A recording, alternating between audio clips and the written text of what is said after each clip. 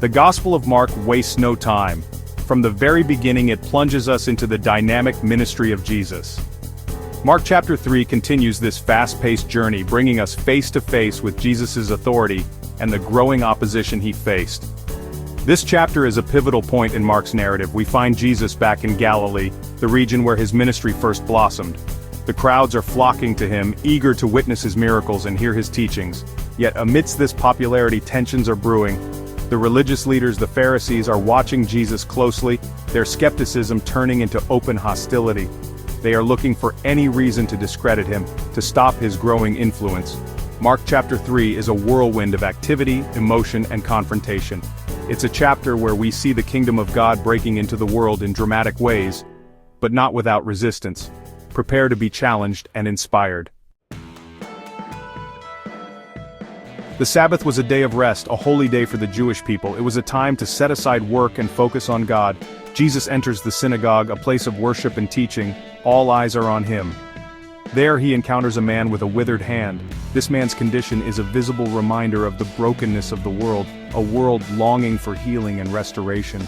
The Pharisees, always eager to test Jesus, ask him a pointed question: is it lawful to heal on the Sabbath? They are trying to trap him. If Jesus says yes, he breaks their strict interpretation of Sabbath law. If he says no, he appears heartless and unwilling to help the man in need. Jesus doesn't fall into their trap. He answers their question with a question of his own, turning the situation back on them. Is it lawful on the Sabbath to do good or to do harm, to save life or to kill? The Pharisees remain silent.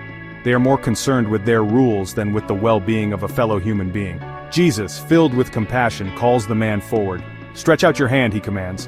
The man obeys, and in an instant his hand is completely healed. The crowd is amazed, but the Pharisees are enraged.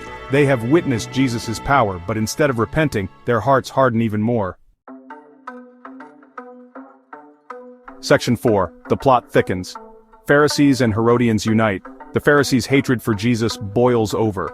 They leave the synagogue and immediately begin plotting with the Herodians, a political group aligned with the Roman Empire. This unlikely alliance shows just how far they are willing to go to get rid of Jesus.